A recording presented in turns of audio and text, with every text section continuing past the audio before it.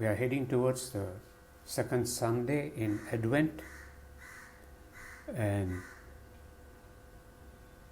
we are all waiting for the Lord Jesus to come in glory, to touch our hearts, to transform us. Let us pray for the mighty blessing of the Holy Spirit upon ourselves, so that this word will be in our hearts, in our minds, and in our lives, all for the glory of God. Because without you, Lord, our Father, we can do nothing on this earth, and we will make a mess of things. We will jeopardize our own existence here on earth and make life very unpleasant for ourselves and for the people around us. So bless us, Father, by giving us your Son Jesus, whom we are waiting for to save us from who we are and what we are and what we do in life.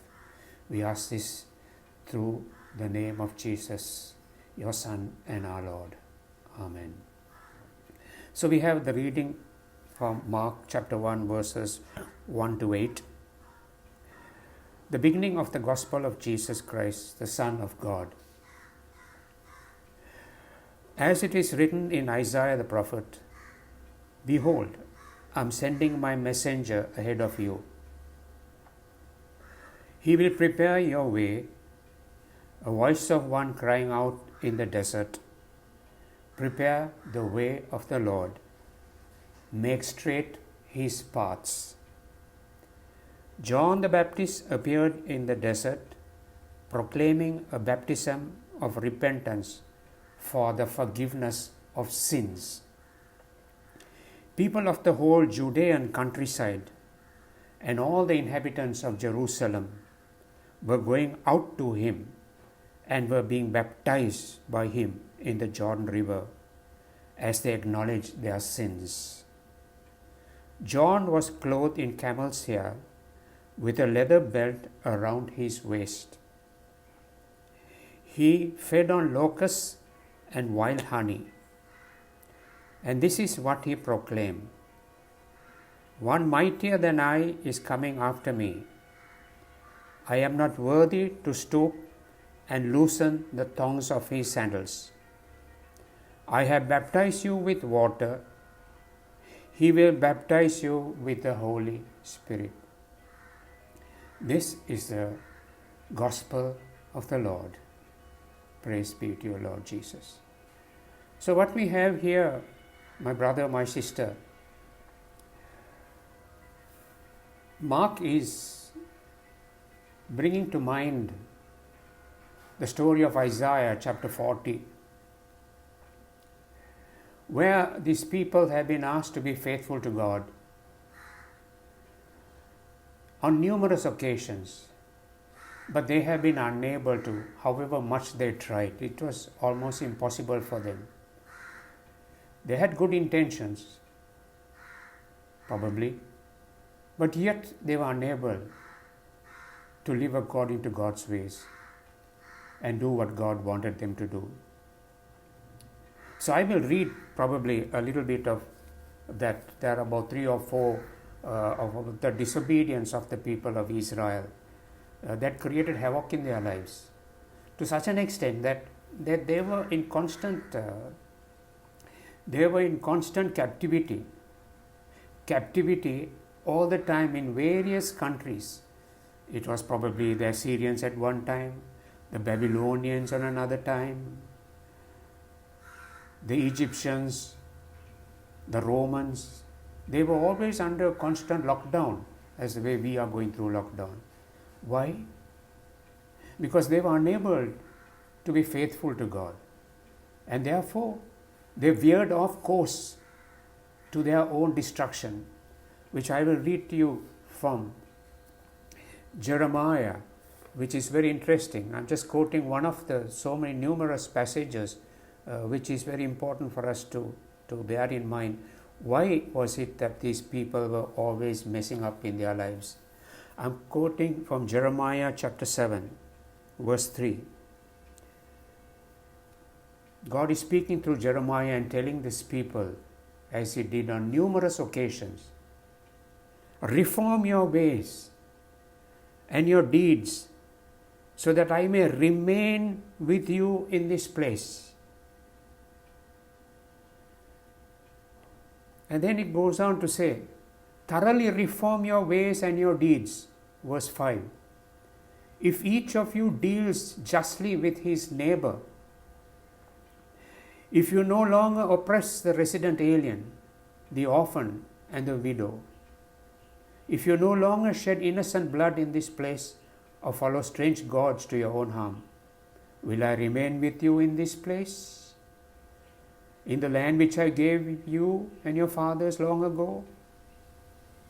And then he says, if you do not obey the word of God, what I am speaking, the Lord says through Jeremiah, he says, verse 15, I will cast you away from me as I cast away all your brethren.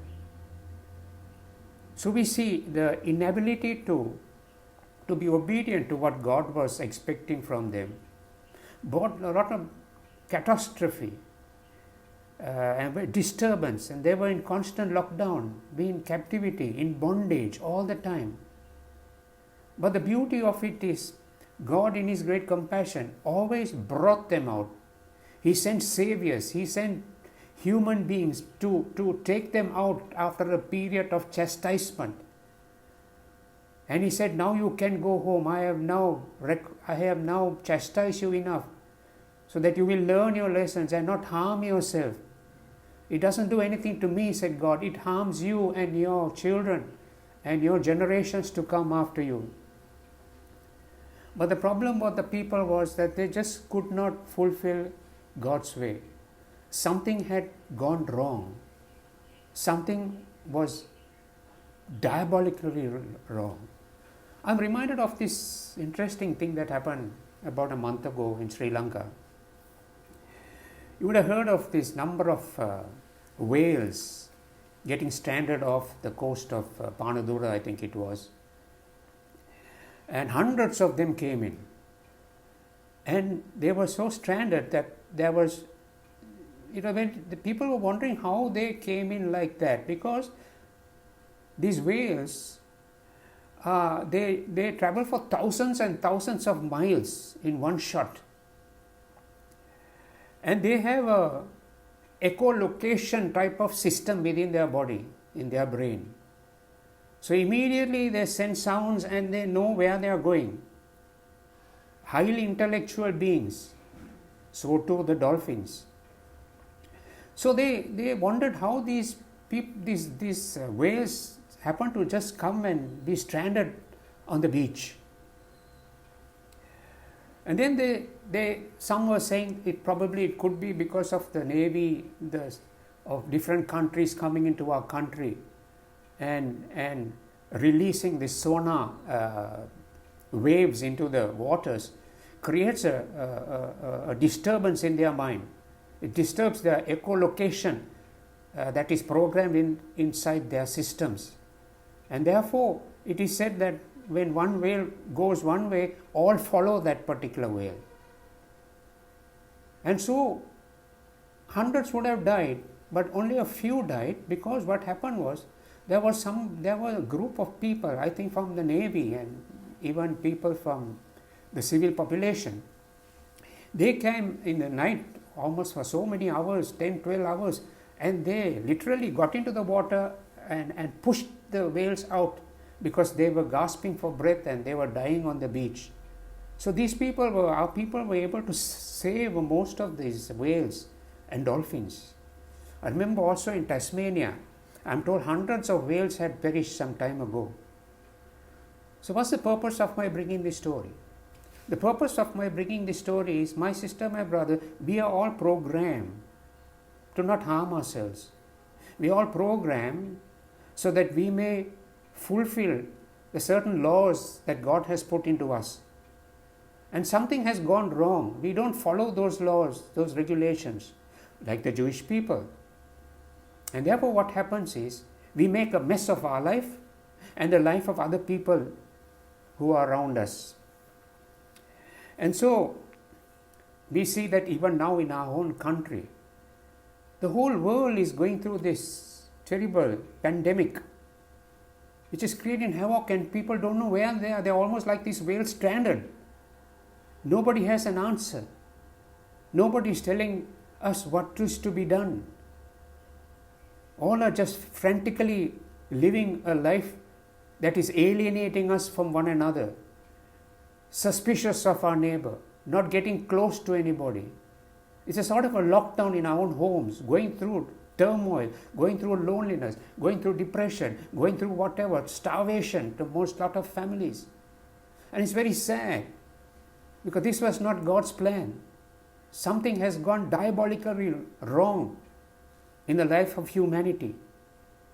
And so we need to put it in order.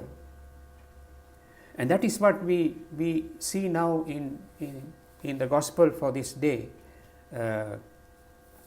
when Mark talks about this very important message that God will not delay in sending someone to save us. And who is that one that we are waiting for? It's the Lord Jesus Christ. It's the Lord Jesus. And when He comes, my sister, my brother, He will come into us and He'll lead us into the water. He'll lead us into new life. In fact, I was telling one of my priest lecturers when he told me about these whales. And I told him, Father, it reminds me of the very incarnation of Jesus Christ. Because I was telling him, if God had turned into a whale and showed the rest of the pack how to get out and not perish, that is exactly what our Lord did. He's showing us the way, because we have lost our course, we have lost our bearings, we have lost our direction, and we are creating hell in our lives and a mess in society and in civilization. And so Jesus has to come to show us the way. That's why He is the way, to show us how to get back into the Father's love, so that we may survive, and not only survive, but have the fullness of freedom and joy that God wants to give us. So I'd like to just go into this gospel reading. It says here, behold, I'm sending my messenger ahead of you. So John the Baptist is preparing the way for Jesus to come in and show us. And so we should be during the season of Advent. We should be in a state of waiting, anticipation, because we can't do anything by ourselves, let alone those in authority. They have no answers. They can't control anything that is coming against us. But God can. And so John the Baptist is now telling us, wait for Him. Wait for God to make His salvation come true for each and every one of us, so that we may enjoy peace, love, and joy and security in this world. So it says here, John the Baptist appeared in the desert, proclaiming a baptism of repentance for the forgiveness of sins. Yeah, we need to realize that we have to come into repentance. We have to accept the fact that there is something diabolically wrong with us. We need somebody to save us. Not only to know that we are helpless in our sinful nature, and some of us don't like to accept that fact that we are sinful and we need a help, we need a savior. And that's what John the Baptist is preaching for all times. He's preaching this message even for us, even for me, even for you. And it says in verse 5, part of the whole Judean countryside and all the inhabitants of Jerusalem were going out to meet Him. What is He saying? All the inhabitants of Jerusalem were going out to meet Him and were being baptized by Him in the Jordan River. It's very surprising that so many people are flocking here. All of Jerusalem is going to, not to a concert, but to confess their sins. And it's surprising that so many people are going here for repentance. One would shun the repentance as we would shun the coronavirus. We would not want to go and confess our sins and tell ourselves and tell others that I am a sinner. But it's very surprising that John the Baptist was able to draw such a large crowd. And theologians say this was probably a miracle that God was working through John the Baptist. Probably the only miracle that John the Baptist worked in his lifetime. No other miracle is recorded in the Holy Book. And then it goes on to say, John was clothed in camel's hair with a leather belt around his waist. He fed on locusts and wild honey. So why is Mark bringing us this story that he was clothed with a leather belt and covered with the cloth of camel's hair? Because he is bringing reference to Elijah, the prophet, who was also dressed like this. And it was said in Malachi chapter 1, it says there, so Malachi chapter 3, it says that before Elijah comes, or after Elijah comes, the Messiah would come.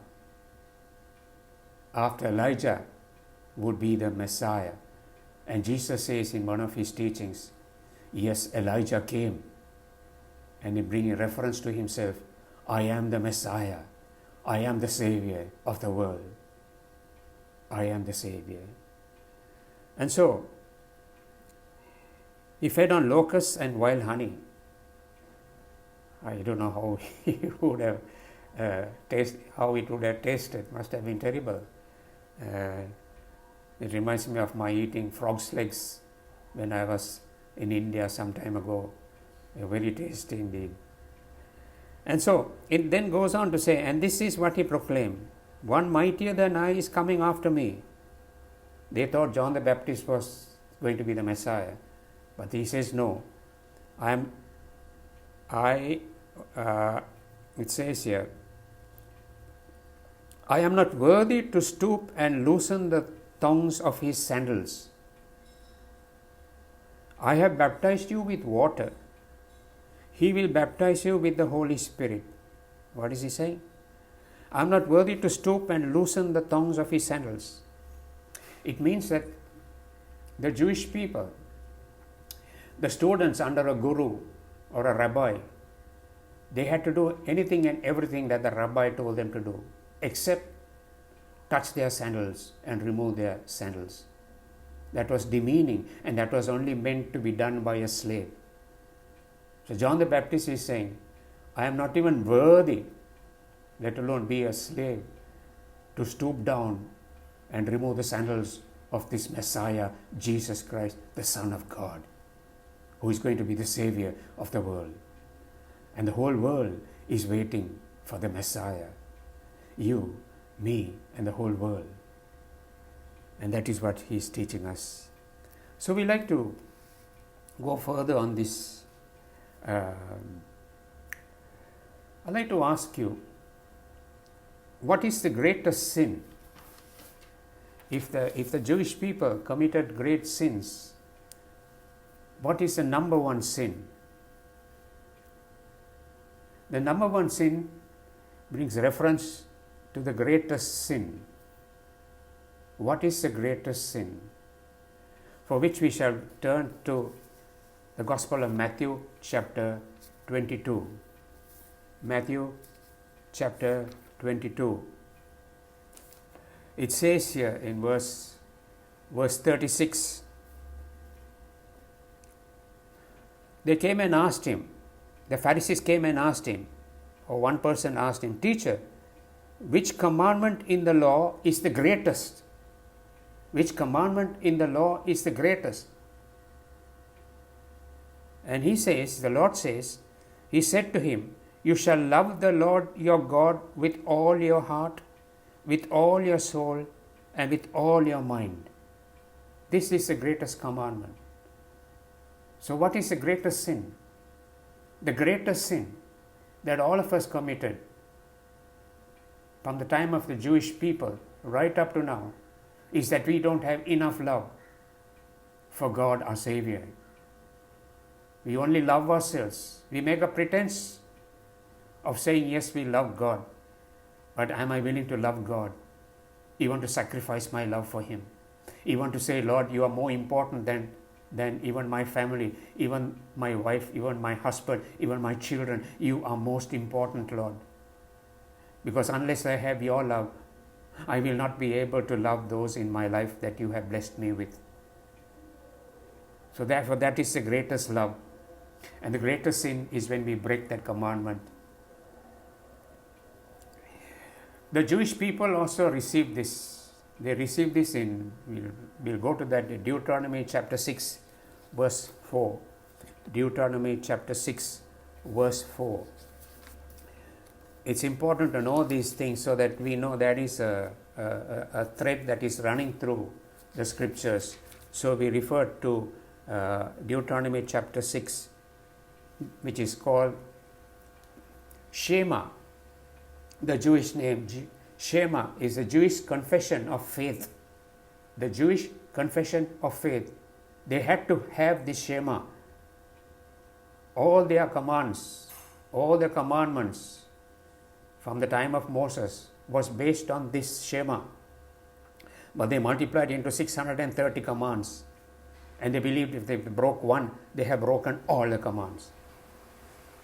But for you and me, the greatest love for the Jewish people is the Shema. Chapter 6, 4. It says,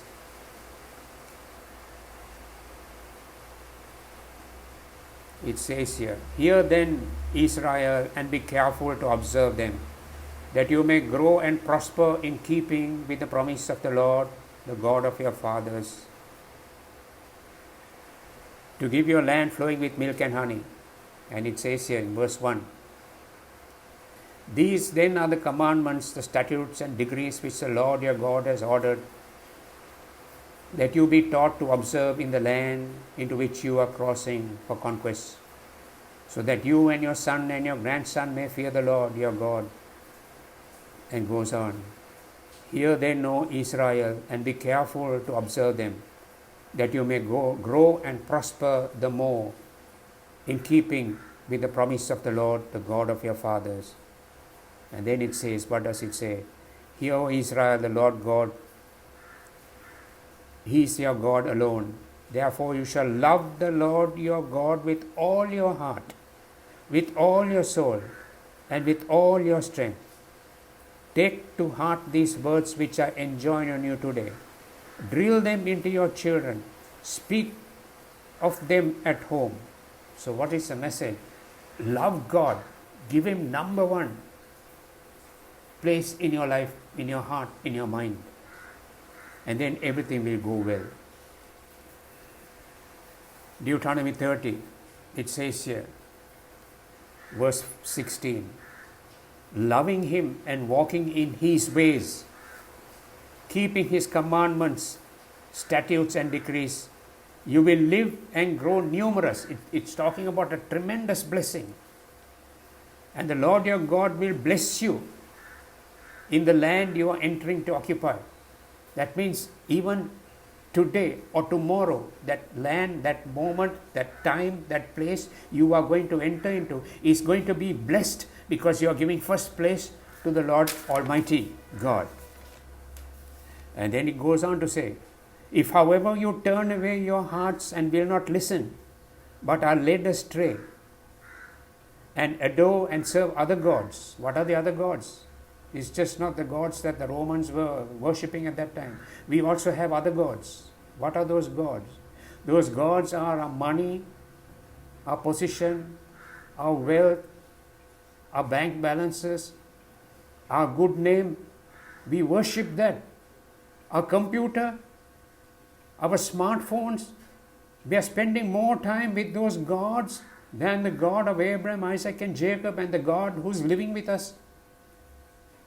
You know, scientists have found out that we are giving more attention to carrying this cell phone wherever we go, not on the cell phone, the smartphone wherever we go. We don't leave the house without that. Isn't that a strange God that we are worshipping? Even when we go out for dinner, I have seen sometimes when I used to go out for dinner to these hotels, the couple are sitting either side and they are with their own phone. They are not talking to each other. It's a very strange paradox. What's the use? Is that your God? And I'm asking ourselves and our children and our adults, have we got these strange gods? Could that be why we are going through all these pandemics and chaos in our lives? Because the Word of God says that if you serve other gods, then you will certainly perish. Verse 18, I tell you now that you will certainly perish. When He's calling us to love God, that's most important. Then we can make ourselves to be a blessing, not only to ourselves, but a blessing to our nation. There was a time, 11 years ago, I did a bypass. And when I did that, the doctor said, I'm surprised that you are still alive because 90% of your heart was not functioning. But I said, I am feeling fit. And I used to walk every day. He said, yes, probably your heart was getting the blood flow from an ancillary power, another way the blood was going in. And then I realized it's because of the Word of God. It's because of my relationship with the Lord Jesus, which I have cultivated through the years. Because I have also, like the Jewish people, been in lockdown, gone through very difficult moments in my life. But I held on to my Savior, Jesus Christ. And He made me survive up to now. Otherwise, the doctor said I should have died when I was 35 or 40 years old. So coming to this very important message that John the Baptist is giving us, and that is something that we need to hold dearly to our hearts. He says, I baptize you with water. What is the meaning of baptize?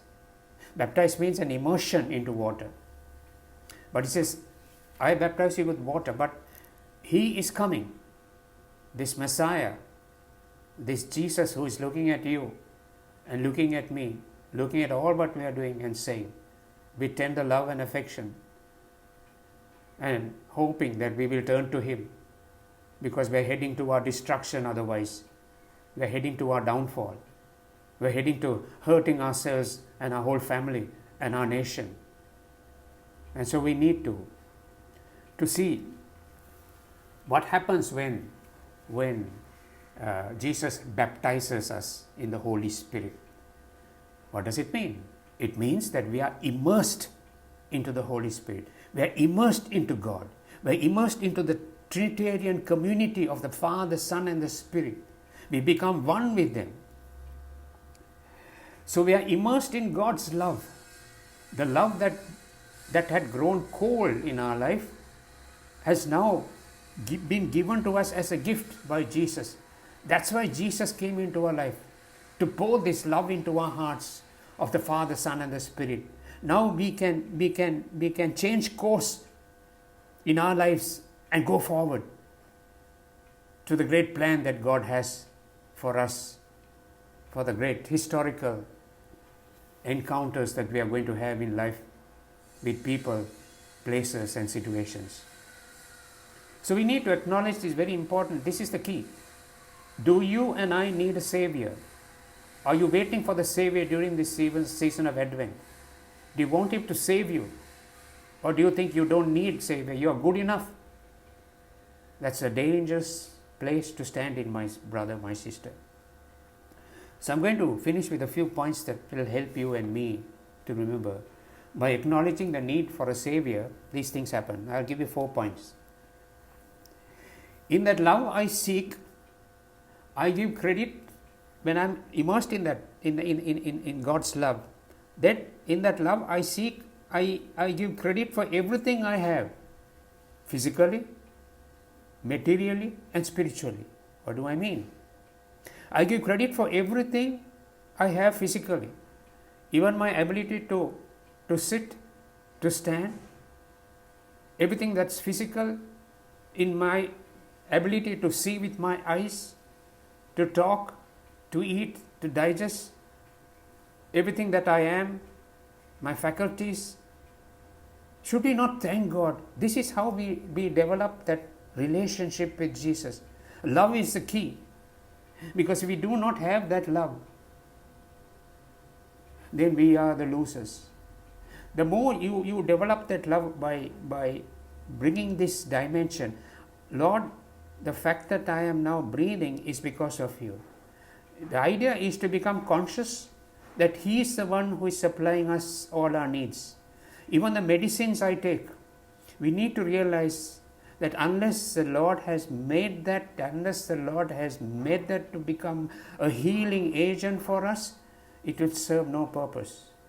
Even the fact that I go for my walk and be fit is not necessarily all the time because of my fitness, but because of the Lord's merciful act of keeping me alive, so that I may have a relationship with Him and be a blessing to myself and to people in my life. Materially, all that I have, the food I eat and drink, should I not thank the Lord? Look at today, during this time of the pandemic, people are starving. Now they are realizing how important food is that God has provided. Now we realize, my goodness, we should not have wasted so much of food that God has given. We need to be very conscious of this Savior who is looking after us all the time.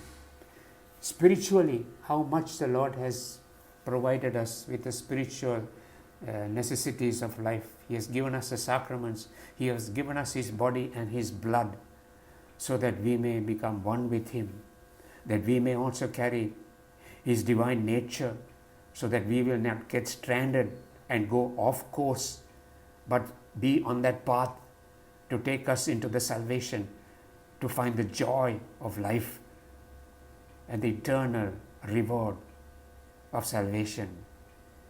Next point. In that love that I seek from the Savior, I am waiting for that Savior. I thank and praise Him for what I do not enjoy or what I do not have. I praise Him for what I do not enjoy or what I do not have. Why do I say that? I say that because sometimes God, who is our Father, knows what to give us at the correct time, not the time that we want or desire something for ourselves. He knows what is needed. And that is why, even in the Old Testament, the Jewish people, God was feeding them in the desert. He was feeding them with the manna. And then He gave them meat. He gave them water, which was the Lord Himself providing all that for the people. But their sin was that they lost that love for God, and they began to doubt that God was there in their life. And therefore, terrible things happened to them. So therefore, the point I am making is, in all things that you do not enjoy, don't be avaricious, don't be jealous or envious. Just say, thank you, Lord, for what you have given me. And the moment you do that, you are on the correct path. God is able to satisfy everything. That is why we see in the multiplication of the loaves and the fish, the little things, that the few loaves and the fish. What does Jesus do? He looks up to the Father and says, thank you for this little thing. Thank you for what I have. And immediately what does God do? He multiplies it. And He will do the same thing with your life. Offer Him the little things and say, thank you, Lord, for what you've given. And I tell you, my sister, my brother, it will feed not only you and your household, but the nations. And that is what we Christians have, this greatest Savior whom we are waiting for during this season of Advent. The next point is, in that love that I seek with Jesus, even the things that disappoint, I accept and praise the Lord. I give thanks for the things that even disappoint me, the disturbances in my life. I just say, thank you, Lord. I praise you, Lord. And I worship you, Lord, for all this what I go through, which I cannot understand, because I know that you love me and that I need to love you more, so that miracles will just flow from my faith in you and my love for you. Why do we say all this? Because the Word of God is very important, my sister, my brother. For whatever you may be going through in life, if you have love, for the Lord Jesus. You know, something miracle happens and you can touch that miracle, that vein of a miracle, that source of a miracle by this word. What is the word? It says, for all things work for the good, for those who love the Lord. All things work for the good, for those who love the Lord. In other words, to give Him first place. Final word is, hold on to the word always. We need to, my sister, after having the liturgy, observances faithfully observed, we need to take that word, those words that we have from the liturgy and from the Word of God, from the Holy Bible, from this book.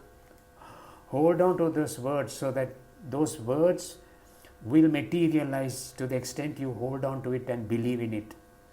Because the Lord says, heaven and earth will pass away, but my word will never pass away. And therefore we need to hold on to the word. How many of us hold on to the word? That's the secret. And it says in the book of Revelations, it's very interesting. I will give you the final reading, and then it says there in Revelations chapter 2, verse 3. Revelations 2, verse 3. Moreover, you have endurance and have suffered for my name. He's talking to us Christians. And you have not grown weary. Oh, so you can put your collars up? Just a minute. Yet I hold this against you. Yet I hold this against you. You have lost the love you had at first. You have lost that love that you had for me at first.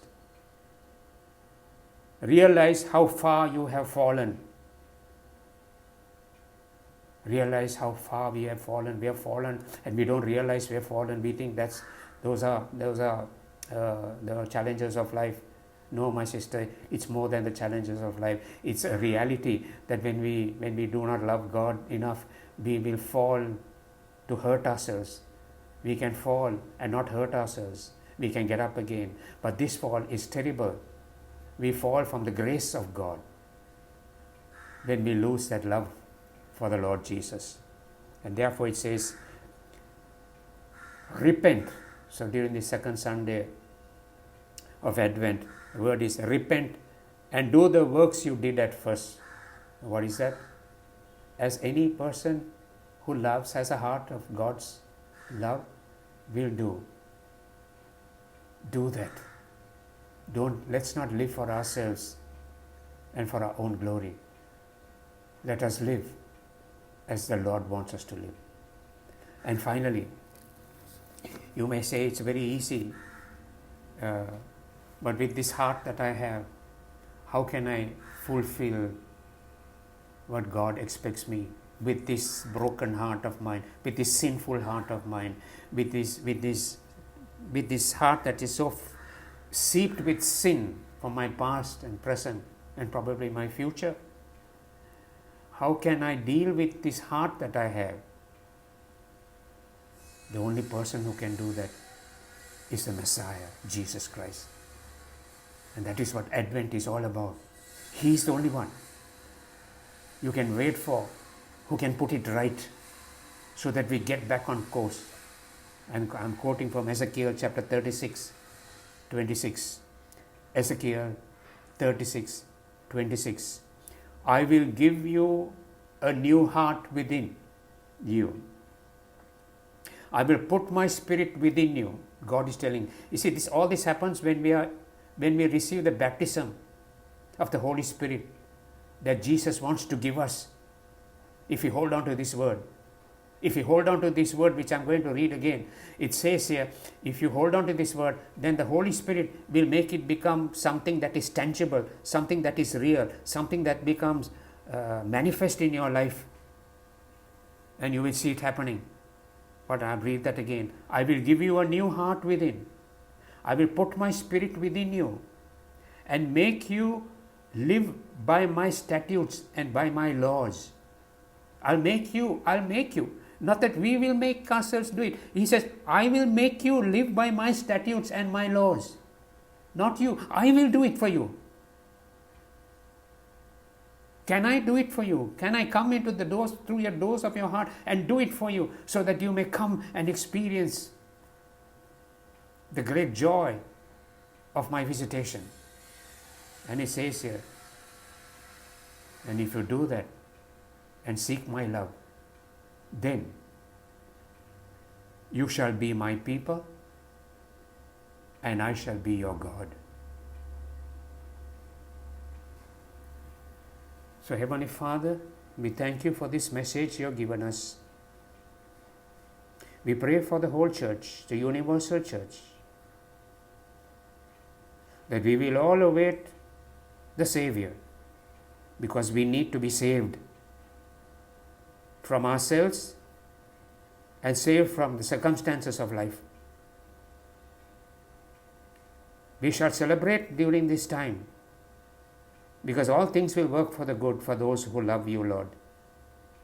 And therefore, in all circumstances, whatever, not only good but even the bad, in all circumstances, we shall give thanks and praise to you, because you have sent your Son Jesus, and we're waiting for him to come and bless each one of us and our nation and our people, so that the kingdom will emerge like the dawn of a new day. In Jesus' name we pray. Praise the Lord. Praise the Lord. Praise